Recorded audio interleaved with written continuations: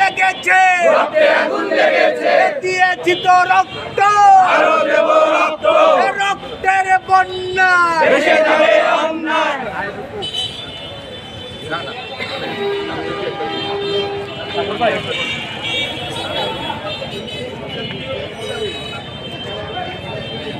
ভাই সবাই একটু গোলায় দাঁড়াইলে ভালো হতো আর কি, আর সবাই একটু একসাথে হাত তালি নিয়ে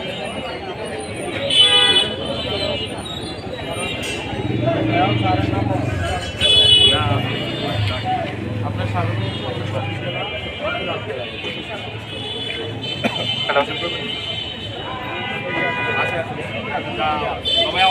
সম্মানিত উপস্থিতি, আপনারা অবগত আছেন যে ইনকিলাব মঞ্চের জাবের ভাইয়ের উপর আজকে হামলা করা হয়েছে। দেখেন কতটা দেশপ্রেমিক হলে, দেশভক্ত হলে জাবের ভাই হামলা করার পরও হাসপাতালের বেডে শুয়ে ঘোষণা দিয়েছে দেশবাসী আপনারা শান্ত হন, আপনারা অপেক্ষা করুন। কিন্তু আপনারা নির্লজ্জ। এক পুলিশ সদস্যকে দেখছি লাইভে এসে বলতেছে নিয়ে যা, হাদির লাশ নিয়ে যা। এই পুলিশ সদস্য কার পা চাটে, কার দালালি করে? আমরা বলে দিচ্ছি, আপনারা 5ই আগস্ট পরবর্তী রক্তের উপর দিয়ে আপনারা এই বাংলাদেশে এসেছেন। আপনারা এখন আপনাদের মতো করে চলাফেরা করুন। আপনারা এসব যে বিবেক বুদ্ধিহীন কথাবার্তা আপনারা বাদ দিন। আপনারা ইনকিলাব মঞ্চের প্রতি আপনারা ফলো করবেন, ফলো রাখবেন।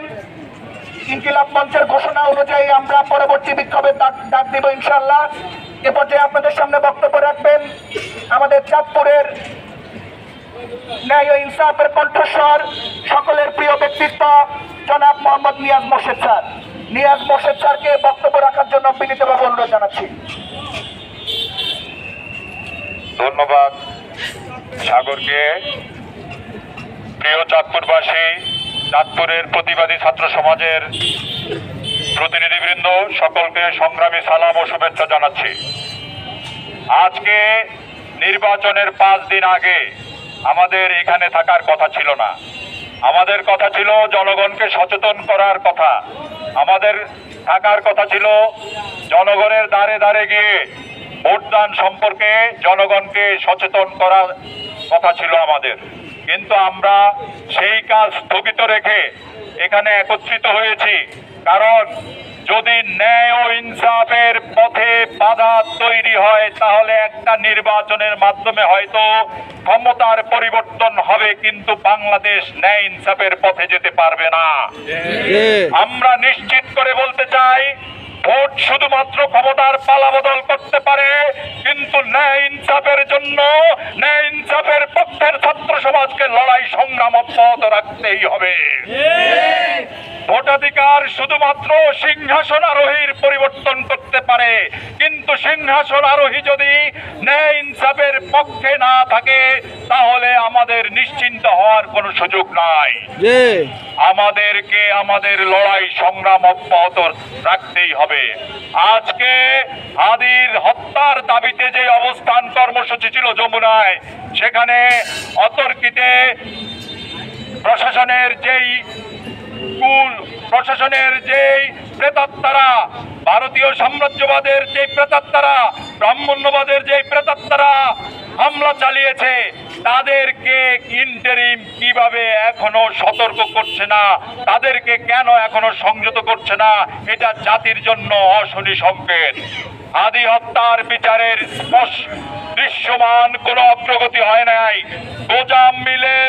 গোজাম মিল দিয়ে জাতিকে বোঝাতে পারবেন না। আমরা আকারে প্রকারে যা বুঝতে পেরেছি, হাদি হত্যার সাথে মাফিয়া সিন্ডিকেট জড়িত।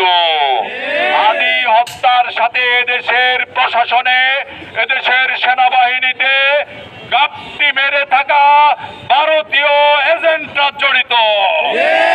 আমরা বুঝতে পেরেছি হাদি হত্যার সাথে শত সহস্র কোটির মালিক রাজনৈতিক মাফিয়ারা জড়িত।